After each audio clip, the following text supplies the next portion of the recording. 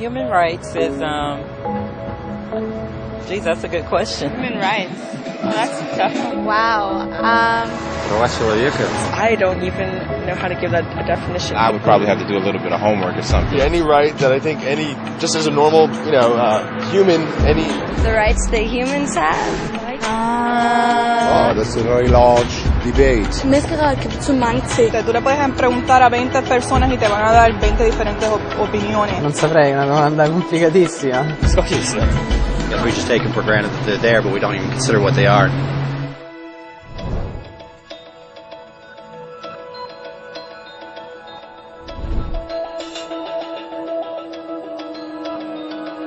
Human rights are the rights you have simply because you're human. It's how you instinctively expect and deserve to be treated as a person, like the right to live freely, to speak your mind, and to be treated as an equal. There are many kinds of rights. Most apply to a certain group. But human rights are the only ones that apply to absolutely everyone, everywhere.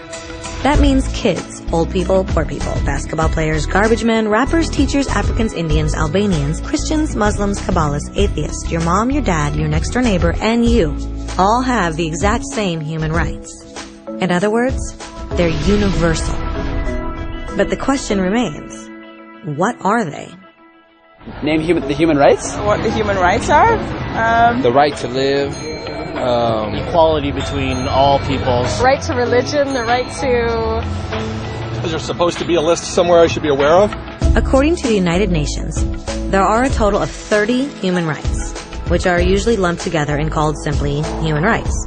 They're all listed out in the Universal Declaration of Human Rights, which is the world's most widely accepted document on the subject. But it was a long time in coming. At first, there were no human rights. If you were in with the right crowd, you were safe.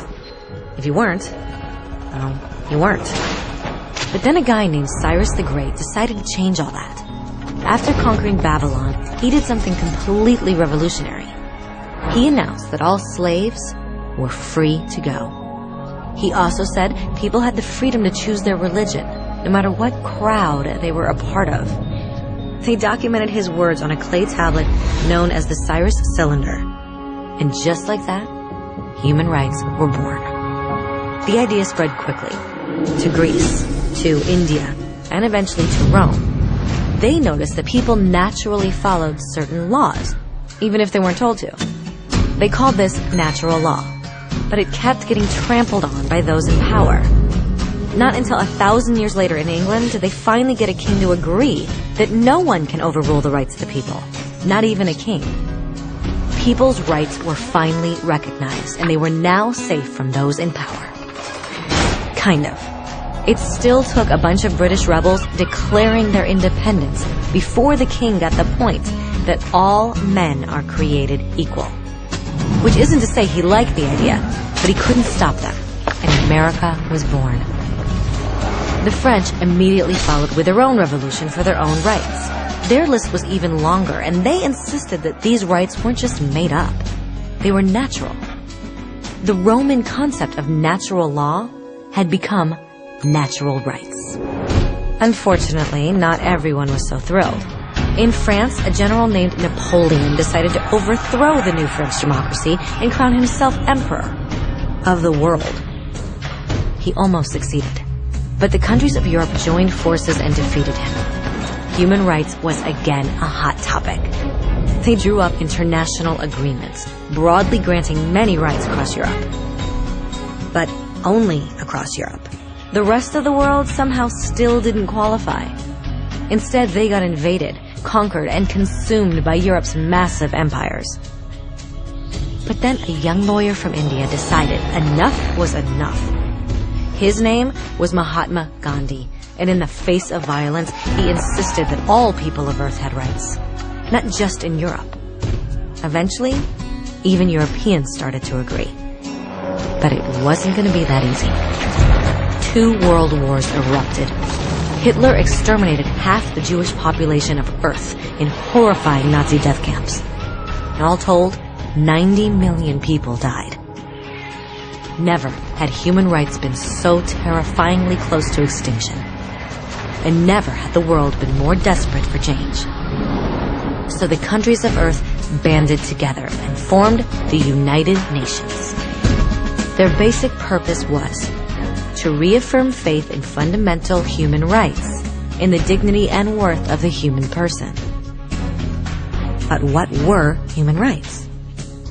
Were they the proclamations of Cyrus, the natural laws of Rome, the declarations of France? Everyone seemed to have a slightly different idea of what human rights should be. But under the supervision of Eleanor Roosevelt, they finally agreed on a set of rights that applied to absolutely everyone. The Universal Declaration of Human Rights. The French concept of natural rights had finally become human rights. So, in summary, at first, only a few lucky people had any rights, until one of those guys decided, hey, other people should have some rights too, which was great, except not everyone agreed. And it only took a few thousand years of fighting and declarations and more fighting until everyone finally agreed that human rights should apply to everyone. And they all lived happily ever after. Except for one little problem. If people have the right to food and shelter, why are 16,000 children dying of starvation every day? 1 every 5 seconds. If people have freedom of speech, why are thousands in prison for speaking their minds? If people have the right to education, why are over 1 billion adults unable to read? If slavery has truly been abolished, why are 27 million people still enslaved today? More than twice as many as in 1800. The fact is, when it was signed, the Universal Declaration of Human Rights did not have the force of law. It was optional. And despite many more documents, conventions, treaties, and laws, it's still little more than words on a page.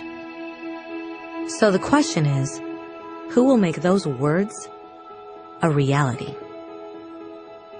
I have a dream today. When Dr. King marched for racial equality, he was marching for rights that had been guaranteed by the United Nations for almost 2 decades. But still, he marched. When Nelson Mandela stood up for social justice in the 1990s, his country had already agreed to abolish such discrimination for almost 40 years. But still, he fought. Those who fight today against torture, poverty, and discrimination are not giants or superheroes. They're people. Kids, mothers, fathers, teachers. Free-thinking individuals who refuse to be silent. Who realize that human rights are not a history lesson. They're not words on a page. They're not speeches or commercials or PR campaigns. They are the choices we make every day as human beings. They are the responsibility we all share to respect each other, to help each other, and to protect those in need. As Eleanor Roosevelt said, where, after all, do universal human rights begin?